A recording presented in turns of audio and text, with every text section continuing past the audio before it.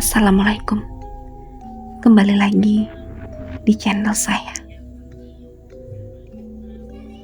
Sebelumnya, yang belum subscribe, tolong subscribe dan aktifkan tanda loncengnya supaya kamu tidak ketinggalan cerita-cerita menarik dari saya. Kini Sekar kembali berbaring di atas kasur setelah sebelumnya mengganti pakaian terlebih dahulu. Jam di dinding sudah menunjukkan pukul 22:03. Masih belum begitu larut malam. Dan Sekar sendiri masih belum merasakan kantuk. Waktu terus berjalan. Kedua bola mata Sekar mulai terasa berat. Perlahan-lahan matanya mulai tertutup. Tok tok tok. Neng Sekar. Sayangku, buka pintunya, Neng. Ini Akang. Ucap seseorang di balik pintu kamar yang sebelumnya telah diketuk. Kedua mata Sekar kembali membulat sempurna. Suara itu adalah milik Subagja. Sekar bergegas bangkit dari tidurnya dan mendekati pintu kamar. Akang, apa itu Akang? Tanya Sekar lirih. Iya sayang, buka pintunya. Akang kedinginan di sini. Jawab suara itu. Sekar bergegas mencari kunci. Namun tiba-tiba dia terdiam. Tunggu dulu. Aku tidak boleh membuka pintu. Ucap Sekar lirih. Dia teringat dengan pesan Nyai Aminah padanya tadi.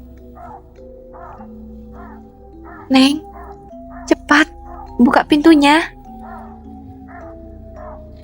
Titas suara di balik pintu lagi. Ini dengan nada suara sedikit mengeras. Sekar terdiam. Dia mundur beberapa langkah menuju ranjang. Hei, cepat buka pintunya. Sialan. Kini suara itu terdengar sedikit mengeras sembari mulai menggedor pintu. Sekar menggelengkan kepalanya. Kini dia amat sangat ketakutan. Neng, cepat buka pintunya. Mari, aku bawa kamu keluar dari rumah ini. Kini terdengar suara seorang nenek tua di balik pintu. Dia terdengar terus bersenandung kecil. Dari bayangan yang terlihat di bawah pintu, nenek tua itu nampak terus mondar-mandir di depan pintu kamar Sekar. Neng Sekar, Neng Sekar. Suara nenek tua itu kembali terdengar. Sekar meringsut naik ke atas ranjang. Dia duduk di pojok sembari menutup telinga dengan kedua tangannya dan memejamkan kedua matanya. Senyap. Tiba-tiba suara nenek tua itu menghilang. Pun dengan bayangan yang dari tadi terlihat mondar-mandir, itu pun sudah tidak ada. Sekar mulai bisa mengatur nafasnya. Dia kembali menidurkan diri di atas kasur dan menutupi dirinya dengan selimut. Dengan degup jantung yang masih tidak beraturan, Sekar mulai tertidur. Hanya beberapa menit dia memejamkan mata. Sekar terbangun kembali setelah merasa bahwa ada seseorang yang tengah membelai rambut kepalanya. Sekar membuka matanya perlahan-lahan. Dia merasa tengah tidur di atas paha seseorang. Bau aroma bau anyir darah yang pertama kali Sekar rasakan. Dia melihat bahwa pakaian yang menyelimuti paha yang tengah dia tidur ini berwarna hijau dekil dengan beberapa noda darah yang sudah mengering. Sekar menangis dalam hati karena tangan yang berbau amis dan terlihat pucat itu masih saja terus mengelus kepalanya dengan lembut. Dan dengan sekali, si pemilik tangan itu bersenandung kecil, persis seperti tengah menidurkan seorang anak kecil di pangkuannya. Sekar mengumpulkan keberanian untuk menoleh ke atas, melihat siapa yang sedari tadi terus-menerus membelai kepalanya. Secara perlahan-lahan, Sekar mulai mendongakkan kepala. Dan tiba-tiba, matanya beradu tatap dengan Sinta. Dia adalah Sinta. Sinta tersenyum lebar, hingga garis bibirnya hampir menyentuh telinga. Dengan wajah yang penuh luka sayatan yang menganga dan terus mengeluarkan cairan hitam kental berbau amis. Dengan bola mata yang hanya tinggal satu, Sinta sukses membuat Sekar tidak sadarkan diri seketika setelah beradu tatap dengannya. Sekar pingsan karena benar-benar takut. Sebab saat itulah pertama kali dia melihat Sinta secara jelas dan amat dekat. Tok tok tok. Neng, sayang. Ini sebuah ketukan terdengar pelan dari balik pintu. Sekar terbangun. Dia berusaha duduk meski dengan kepala yang amat terasa sakit. Dia melirik jam di dinding. Ternyata ini sudah pagi. Akhirnya, dia bisa bernafas lega. Berarti kini dia bisa membuka pintu kamarnya. Sekar berjalan gontai. Dengan sisa tenaga yang ada, Sekar mencoba meraih kunci pintu yang dia taruh di atas lemari. Kemudian membuka pintu kamarnya perlahan. Pintu terbuka. Ternyata Subagja, Nyai Aminah, dan Sumiati sudah berdiri di sana dengan raut wajah yang terlihat khawatir. Sekar tersenyum lega. Sebelum akhirnya tubuh Sekar ambruk di pelukan Subagja. Cepat, bawa dia masuk kembali. Tidurkan dia. Sepertinya semalam memang telah terjadi hal yang amat berat baginya. Ditanyai Aminah kepada Subagja. Sekar lantas dibaringkan. Sumiati datang dengan membawa segelas air hangat dan memberikannya kepada Nyai Aminah. Terima kasih sayang, ucap Nyai Aminah kepada Sumiati. Kini Nyai Aminah mulai merapalkan sebuah mantra, lalu meniupkannya ke dalam gelas, kemudian mengucapkannya kepada wajah Sekar. Perlahan-lahan, Sekar mulai membuka matanya. Kini dirinya terasa amat segar bugar, bahkan sakit kepala yang tadi dia rasakan sudah sembuh begitu saja. Ibu, ucap Sekar lirih. Sudah, berbaringlah dulu, ucap Nyai Aminah. Neng, apa yang sudah terjadi kepadamu? Hampir 1 jam kami mengetuk pintu kamarmu. Sebelum akhirnya pintu terbuka dan kamu dalam keadaan seperti ini. Subagja bertanya kepada Sekar. Kang, semalam aku diteror oleh suara-suara aneh hingga membuat aku tertidur dalam keadaan takut, jawab Sekar. Nyai Aminah tersenyum. Dia merasa tidak terkejut karena memang sudah mengetahui bahwa itulah yang akan terjadi kepada Sekar. Lalu aku terbangun sebab ada seseorang yang terus membelai kepalaku. Ini Nyai Aminah dan Sumiati nampak terkejut. Bola mata mereka berdua membulat. Membelai kepalamu? Dia bisa masuk ke dalam kamar. Siapa dia, Neng? Apa kamu melihatnya? Sekar terdiam seketika.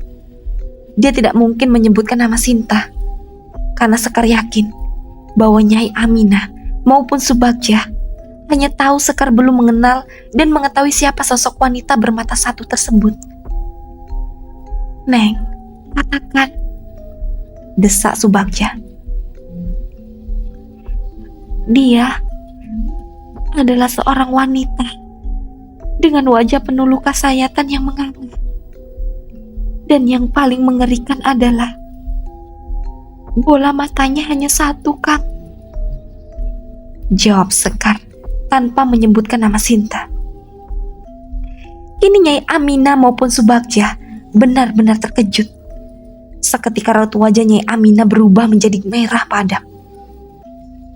Sialan, beraninya dia, lirih Nyai Aminah. Kamu tidak usah khawatir ya, Neng. Kita ada di sini.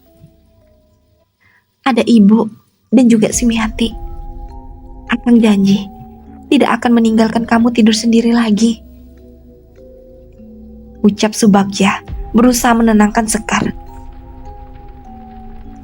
Kang, aku ingin ke rumah Bapak, pinta Sekar. Subagja terdiam. Dia menatap Nyai Aminah, seolah tengah meminta persetujuan. Neng, lebih baik kamu tidak kemana-mana dulu ya. Beristirahatlah. Kamu harus menjaga kesehatanmu dan bayi yang ada di dalam kandunganmu. Ucap Nyai Aminah yang membuat Sekar tersadar bahwa dia memang tengah hamil. Tapi Bu, Sekar merasa akan lebih aman jika berada di rumah Bapak. Bujuk Sekar kembali. Tidak, Neng. Mengertilah dengan kondisi yang tengah terjadi. Ibu tidak akan membiarkan kamu jauh dari pengawasan ibu. Karena bisa saja wanita sialan itu datang mengganggumu kembali. Jawab Nyai Aminah bersikuku menolak keinginan Sekar. Wanita sialan? Maksud ibu sosok bermata satu itu? Tanya Sekar. Padahal dia mengerti kenapa Nyai Aminah memanggilnya Sinta dengan sebutan seperti itu. Sebab Nyai Aminah amat benci kepada Sinta. Iya, sialan sekali bukan? Beraninya dia mengganggu menantu kesayangan ibu. Jawab Nyai Aminah beralasan. Akang mohon, mengertilah dan menurutlah dulu ya. Nanti jika kondisimu sudah lebih baik, kita akan menginap di rumah Bapak selama yang kamu mau. Bujuk Subagja. Tapi Kang, ucap Sekar dengan kedua mata yang mulai berlinang. Sayang, maafkan Akang. Kali ini Akang tidak bisa menuruti keinginanmu. Ucap Subagja dengan nada lembut kepada Sekar. Makanlah dulu ya. Setelah itu minum obat dan kembali beristirahat. Dia lantas menyuapi Sekar semangkuk bubur. Sekar hanya memakannya beberapa suap saja dan langsung meminum obat yang disiapkan oleh Subagja. Kemudian Sekar kembali beristirahat. Hampir 4 jam Sekar tertidur pulas.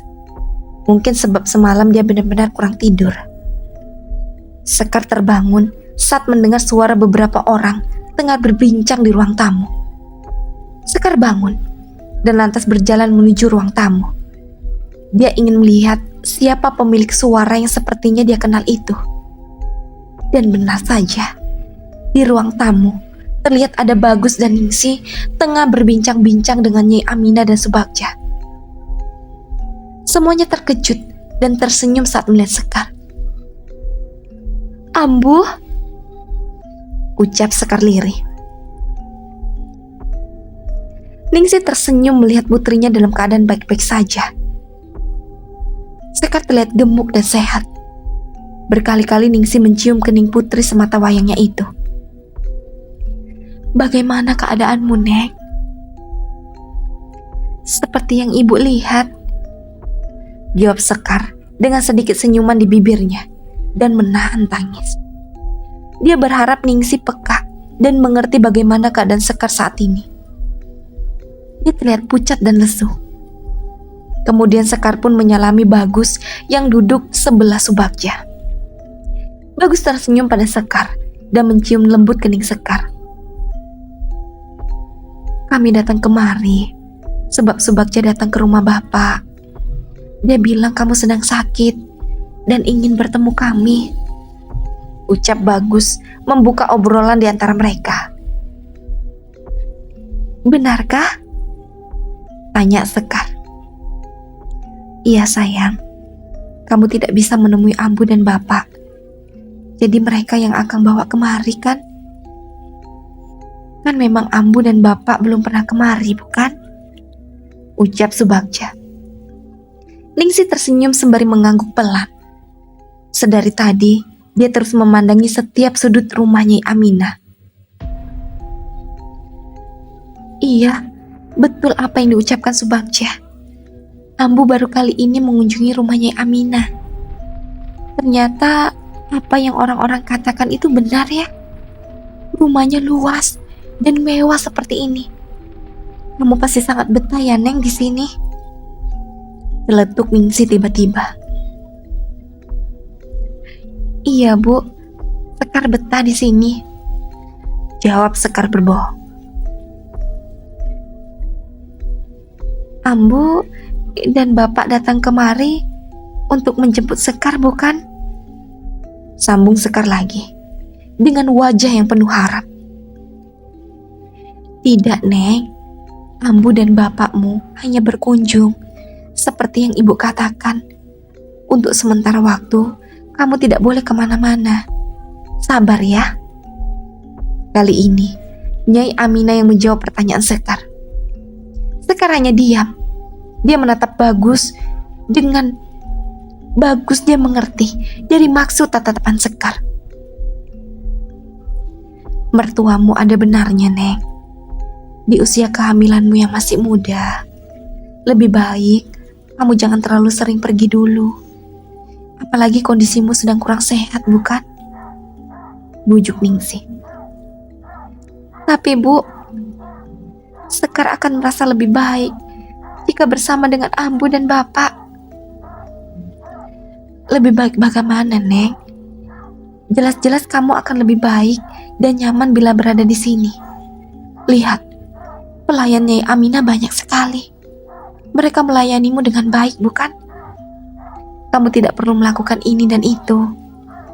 Bahkan para pelayan Nyai Aminah akan mengurus segala kebutuhanmu.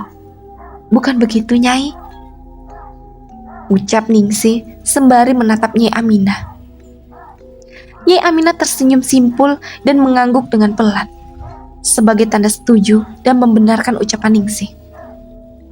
Sekar hanya diam dan menundukkan kepalanya. Bagus bingung. Dia tahu apa keinginan putrinya itu. Namun di saat ini dan di posisi seperti ini, mendebat Ningsih bukanlah ide yang bagus. Dia hanya bisa pasrah. Sejujurnya Bagus ingin membawa Sekar pergi.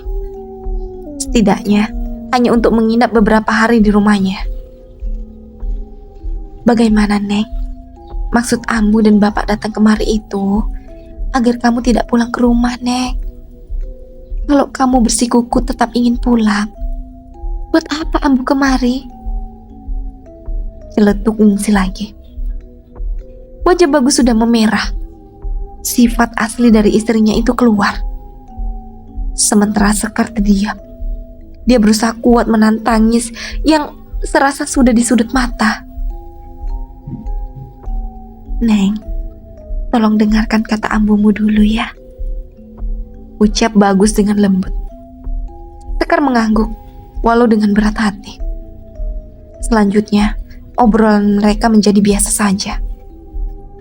Setelah semua beres, akhirnya Bagus dan Ningsih berpamitan. Namun kini mereka pulang diantar oleh supir Nyai Aminah. Waktu sudah sore. Subagja tidak mau lagi meninggalkan Sekar. Kepergian Bagus dan Ningsih membuat hati Sekar amat sedih dan kecewa, karena dia tidak berhasil ikut pergi bersama kedua orang tuanya. Sekar kembali masuk ke dalam dengan tangan yang selalu digandeng oleh Subagja. Kamu beristirahatlah, Neng. Ibu ke kamar dulu ya, ucap Nyai Aminah. Subagja dan Sekar pun masuk ke dalam kamar. Di dalam kamar, Sekar kembali menangis. Kini tangisannya benar-benar amat menyayat hati Subagja. Neng, ada apa? Aku hanya ingin pergi ke rumah Ambu, Kang. Maafkan Akang ya. Kamu tadi sudah dengar bukan apa yang Ambu dan Ibu katakan? Lalu, kapan aku boleh pergi ke rumah Ambu? Subagja menghela nafas. Dia mengerti betul bagaimana perasaan Sekar kini. Meskipun pernikahannya dengan Sekar hanya sebuah sandiwara, sejak awal dia tidak pernah mencintai Sekar. Namun kini, dia tidak bisa mengelak bahwa Sekar tengah mengandung buah hatinya. Mau bagaimanapun, dia harus bisa memberi perhatian dan kenyamanan bagi Sekar. Sayang, jika nanti ibu sudah mengizinkan, baru kita bisa pergi ke rumah Ambu. Tapi kapan? Kapan, Kang? Subagja bangkit. Dia lantas memeluk Sekar yang kembali menangis. Dia kira kedatangan Bagus dan Ningsih akan membuat Sekar semakin membaik. Tapi nyatanya tidak. Sekar malah ingin ikut pulang bersama kedua orang tuanya. Setelah Sekar tertidur lelap, Subagja keluar kamar dengan perlahan. Dia berniat menemui Nyai Aminah, menanyakan kapan Sekar bisa pergi ke rumah kedua orang tuanya. Subagja masuk ke dalam kamar Nyai Aminah. Di dalam kamar, sang ibu tengah sibuk menyusun beberapa tangkai bunga yang masih segar, mengganti bunga yang telah layu. Ada apa, Subagja? Sekar, Bu. Dia menangis terus. Dia ingin pergi ke rumah kedua orang tuanya. Tunggu 5 hari. Setidaknya pengaruh dari kejadian itu telah hilang dan menutup mata batin Sekar kembali. Jawabnya Aminah. Memang, jika Sekar masih bersikuku ingin pergi ke rumah kedua orang tuanya, lalu apa yang akan terjadi, Bu? Nyai Aminah yang mendengar ucapan Subagja akhirnya meletakkan tangkai bunga yang ada di dalam genggamannya. Kamu mau Sekar menantuku itu diganggu oleh perempuan jalang itu? Bahkan mungkin nanti gangguan yang Sekar dapat malah akan lebih dari ini. Jelasnya Aminah sembari menatap tajam pada Subagja. Saat mereka berdua berbicara serius, tiba-tiba Bik Marni datang dengan tergesa-gesa. Wajahnya amat ketakutan dan panik. Nyai tolong, ucap Bik Marni. Ada apa, Bik? Sumiati, Nyai. Neng Sumiati, ucap Bik Marni lagi. Tanpa menunggu jawaban dari Marni, Nyai Aminah lantas langsung pergi menuju ke kamar Sumiati. Sumiati! Teriak Nyai Aminah setelah melihat keadaan Sumiati. Subagja mengikuti Nyai Aminah dari belakang. Dia pun ingin masuk ke dalam kamar Sumiati, melihat bagaimana keadaan adiknya itu. Namun Bik Marni segera mencegah Subagja. Dan maaf, lebih baik Aden Subagja jangan ikut masuk ke dalam. Tunggu di luar saja ya. Ini urusan perempuan, jelas Bik Marni. Subagja menghela nafasnya. Dan Subagja tidak pernah boleh mengetahui apa sebabnya. Dia lantas memilih duduk menunggu di ruang tamu. Sekar pun terbangun sebab mendengar kegaduhan.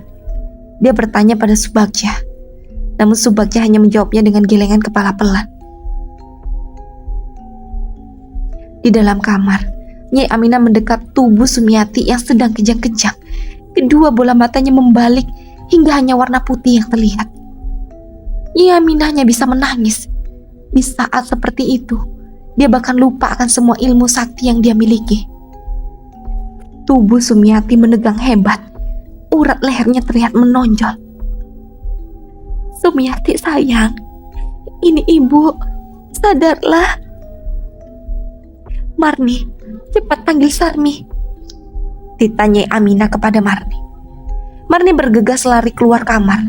Dia tidak lupa menutup pintu kembali dan melewati Sekar dan Subagja. Marni berdiri di sebuah pohon yang berada tidak jauh dari rumah Nyai Aminah. Dia memejamkan kedua matanya, kemudian memanggil nama Sarmi sebanyak 3 kali. Kemudian asap tipis mulai muncul dari balik pohon besar itu. Sosok Wewe Gombel yang khas dengan payudaranya yang menggantung tiba-tiba muncul begitu saja di hadapan Murni. Nyai Aminah memanggilmu. Datanglah, ucap Marni. Mari, ajak Sarmi kepada Marni. Mereka lantas berjalan menuju rumah Nyai Aminah. Melihat kedatangan Mak Sarmi, Sekar terkejut bukan main. Asalnya Sekar tahu bahwa Mak Sarmi adalah Wewe Gombel. Ada apa, Neng? Kamu seperti ketakutan. Tidak, Kang. Tidak apa-apa. Kamu mengenalnya? Tanya Subagja lagi. Iya, Kang. Kemarin aku dipijit oleh Mak Sarmi. Oh, kamu ternyata tahu namanya juga. Dia adalah pengasuhku saat masih kecil, Neng. Dulu dia tinggal bersama kami di sini.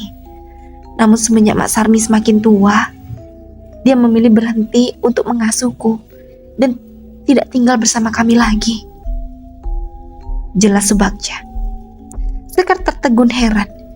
Jika Wewe Gombel itu adalah pengasuh Subagja, berarti dia pernah hidup. Atau memang sedari dulu dia telah menyamar.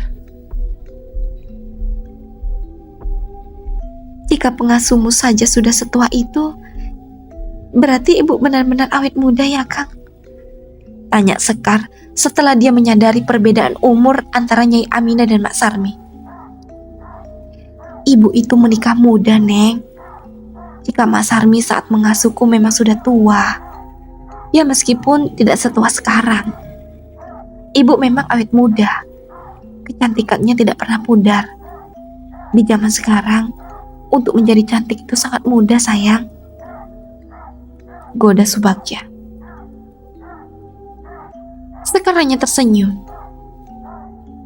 Kini Mak Sarmi dan Marni telah berada di dalam kamar Sumiati. Tidak lupa pintu kembali ditutup rapat oleh Marni. Sumiati masih tetap kejam-kejam. Bahkan kini tubuhnya kembali menua. Persis sama dengan keadaannya saat dia dilahirkan dulu. Mak Sarmi dia mematung, memandang Sumiati yang masih meronta di dalam dekapan Nyai Aminah. Sarmi, tolong. Jangan hanya diam saja. Tolong anakku. Tita Nyai Aminah seperti apa yang sudah Nyai Aminah jelaskan. Jika Subagja akan ditangani oleh Ria Imas, maka Sumiati dipercayakan Nyai Aminah pada Mak Sarmi. Sebab dari dulu, saat Sumiati masih kecil dan Sarmi telah menjadi Wewe Gombel, Sarmi sering melindungi Sumiati. Dan karena Sarmi tahu bagaimana rupa Sumiati saat dia lahir dulu. Ini Purnama. Kamu lupa, Aminah? Ucap Sarmi tiba-tiba. Nyai Aminah lantas terdiam. Dia baru ingat bahwa Sumiati akan seperti ini bila di tanggal 15 setiap bulan. Lebih tepatnya, setiap purnama tiba. Marni, tutup semua pintu dan jendela. Jangan biarkan cahaya bulan masuk ataupun terlihat. Itu akan sangat menyakiti Sumiati. Ditanyai Aminah. Marni bergegas menutup seluruh jendela di kamar Sumiati. Lantas keluar kamar untuk menutup pintu dan jendela. Marni kembali ke dalam kamar setelah tadi tergesa-gesa menutup semua pintu dan jendela rumah. Sekar dan Subagja hanya saling berbalas tatap, bertanya lewat pandangan tentang sikap aneh Marni. Tenang, Aminah. Ini sudah menjadi resiko. Sumiati meminum dan memakan daging Adiwastra. Adiwastra lahir di tanggal 15. Tepatnya saat bulan purnama bertengger gagah di atas langit malam. Oleh sebab itu, tanggal 15 akan selalu menjadi kelemahan. Itu soal bagi Sumiati. Kita sudah berusaha dari dulu agar Sumiati bisa berubah seutuhnya. Tapi mau bagaimanapun, semua usaha kita tidak membuahkan hasil. Yang masih penasaran, lanjut ke part selanjutnya. Dan jangan lupa aktifkan tanda loncengnya dan subscribe. Assalamualaikum.